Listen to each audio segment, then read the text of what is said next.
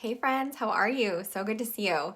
So I can't believe it's the end of August. It's so crazy. I feel like I was just talking with my nutrition clients about traveling and eating out and planning for different occasions and events. And now we're focusing on shifting back into schedules and more routine and getting back into school and those kind of things. So it's just so fun that we can have these seasons in the year. I really love that about where we live, that we have different seasons that we transition into and different things to look forward to.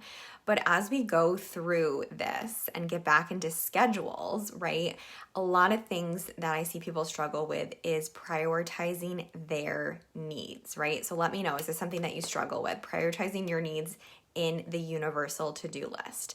So let's take a minute and really think about the to-do list. And I really want you to try to do this. Like, think through your days of what you're having to do. So a lot of times the first thing is work, right? Meetings, marketing, desk work, planning, ordering, billing, reading, researching, all those things with our job and our work. And then we have errands that we have to do. We have kids potentially, schools, appointments, sports, parties, play dates, all those things. And then we have personal appointments for ourselves, for our animals, for our cars. We have shopping, just general, home things that we need, food, clothing, correspondence, so responding to different things throughout the day, emails, bills, letters, taxes, texts, responding to all those, home responsibilities, cleaning, family, friends, community, church, and then personal is falling at the bottom of the list. So do you feel like your needs are constantly falling at the bottom of the list? And if so, totally normal. I think a lot of us struggle with that. But we have to remember that they're going to continuously stay there if that's what we're continuously putting them in our day-to-day life. And this means things like rest, relaxation, moving your body in ways that feel good, planning meals for yourself and your family that feel good, grooming, creative things that you enjoy, and just having more joy in your life in general. And we're going to talk about ways that we can do that and why it's so important. So I am here just to give you guys support, inspiration. I love to connect with you. So as always, let me know if you're watching Team Live. Hey Jody, so good to see you. Or if you're watching Team Replay, love to hear from you after. Comment below Team Replay. So if we look at our day-to-day stuff, we have to bring our priorities more into your day. And I'm going to share with you some tips on how to do that. But I want you to think about this situation. If this is you, do you often find yourself at night staying up way later than you want to or need to, even though you're exhausted? So maybe you're staying up really late scrolling on your phone, or even though you're so tired, you're overly tired because you just want this time for yourself. Maybe those hours after everyone else goes to bed, you're staying up way later than you should just to get some time for yourself.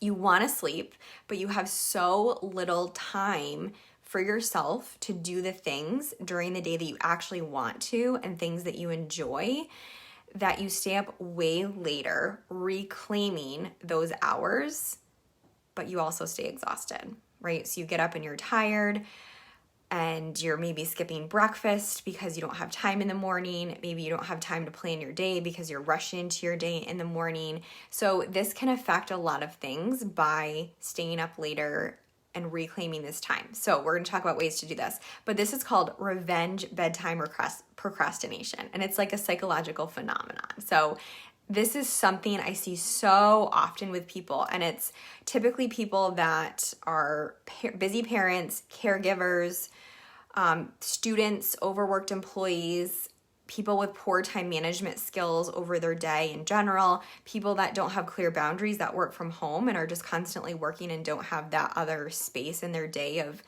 rest and relaxation. So that's majority of the people, right? So a lot of us struggle with this, that you're getting essentially revenge for not having control over your daytime hours. And this can lead to exhaustion. And if we're waking up tired, We're typically not making the best food choices. We also probably could be overeating later at night. That lends to some of the things we're doing. We're mindlessly snacking, we're watching TV. So this is not a bad thing, but if it's affecting you in a negative way and it's not allowing you to show up for your goals the next day, then that presents a problem, right? So this is essentially feeling like you're surviving every single day rather than running your days. And you have control over your days. You have control over your life. It's really just a matter of prioritizing this. So I'm going to share with you some tips today about how we can do this better in our lives, okay? So the first thing is to unbook yourself and really go through your schedule, because a lot of times we're just looking at, okay, these are the appointments I have to be at, and let me just like run around and figure out how to do that, but we're not being as disciplined and structured with those other pieces. So create non-negotiable me time blocks in your day and write it in your Google Calendar, write it on your, day-to-day calendar. At this time, this is my time for me, and nothing else can be booked here with family, work, or other responsibilities. When you schedule this into your day, it's way more likely to happen. And so if you're that person that really is overly scheduled, you have to schedule in this time for yourself and also start to unbook things that you don't really need to be doing. The second thing is to write things down. So it's so important that you make a list for your day. If you're just like keeping everything in your head, you only have so much mental capacity and you already have so many things that you're focusing on. So you're going to forget things, you're going to feel frustrated, you're going to feel like you're never accomplishing what you want to, and let alone, nutrition and activity that's going to continuously not happen, right? Because there's so many other things that we feel overwhelmed by. So write things down. Number 3 is take regular breaks during the day. So this can be 10-minute, 15-minute breaks. And maybe that means if you have a 60-minute meeting, make it 50 minutes, make it 45 minutes. Start to like restructure pieces of your day that you can do that, and just find out how you can carve out 15-minute gaps, 10-minute gaps that you can intentionally use for yourself. Because oftentimes what I see is people are scheduled back to back to back to back to back to back, running constantly from one thing to the next, meetings, appointments, always doing something for everyone else, skipping meals, right? You're not taking time to eat during the day. And then you get to that point of the day later on when you can finally like take a deep breath, right? And then we haven't eaten all day, so we're ravenous and starving, maybe overeating. We feel like we don't have time for ourselves during the day. So then we're filling this void with things that aren't positively contributing to our health and our goals. So super important. When you take these gaps for yourself, you're going to feel so much better. Number 3 is, this is number 4 actually, create a nighttime routine that you actually look forward to. So when you look forward to pieces of your day, it's so much more enjoyable. And this could look so many different ways. It just has to resonate with you. So what does it look like for you in the evening that you would say, oh, I can't wait to do this for myself? Maybe there's a book that you just get lost in, right? A fiction book or whatever kind of reading you like, and you get lost in. You're like, I'm going to start reading my book at this time. Maybe I'm going to do a face mask. I'm going to meditate. I'm going to just start to get in the habit of making bedtime a joyful piece of your day. Because if you're constantly looking at your day that you have to do, and you're like, I hate doing this, I hate doing this, I hate doing this, I hate doing this, that's your days, that's your day, right? And how you live your day is how you live your life. So if you're constantly hating everything you do all of the time, that's a huge problem. And it's probably likely why you're making other poor choices in your life to get as an outlet. We need to create more joy in our day, in our lives, and even on highly scheduled days, we need to have this in our lives. What does joy look like for you? You have to answer that question. So this is something I try to dive deeper into with my clients. And I asked you guys this question too the past week. What are some things that you liked doing when you were younger, right? When we had more of that space and time in our day that we could be more creative or do the things that we like. So maybe that can start to get your brain thinking of, wow, like I used to want to be an artist when I grew up, and I used to love painting and watercolors, and I haven't done that in so long, and that is something that would bring joy into my life. Maybe this means quilting, right, or sewing, or maybe this means gardening or design right? Maybe this means fashion, and you're gonna go through your closet and pick out some outfits, or even just looking at magazines that have design and fashion. This could be cleaning out your closet and organizing it, because that feels really good.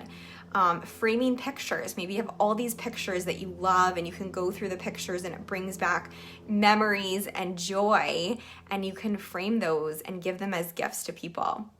Some of my clients love to do the Cricut machines that you can make different things for parties or events or for yourself. Reading a book that's not just based on education or like formal things. So that can be really helpful. So something that really my husband and I decided to do recently is we decided to we're in the process of buying a new house, and it's a fixer-upper. So we do really well with projects together because we're very different personalities, but we work really well together. We listen to each other, we get the feedback, and we make a really good decision together by just like listening and seeing things in different perspectives. So, we've been watching a lot of home design shows and learning how to do different skills. When you're constantly learning and growing and developing yourself, you find joy in that. Like our brains want to always be learning. Okay. So keep learning different things. That's something that we're doing. We bought it's a 1950s brick ranch, and it's a fixer-upper. I'll show you guys pictures as we're actually closing on the house. We're still under contract, so they say no roses till it closes, right? But I will share more with you guys as that gets sooner. So that's something that we've been loving lately to focus on at a project together, is redesigning this house together. So that was something that really was helpful for me, and I would love to know what you guys are doing, if this is something you struggle with or something that works really well for you that you can share with others to apply. So again, just remember, how we spend our days is how we spend our lives.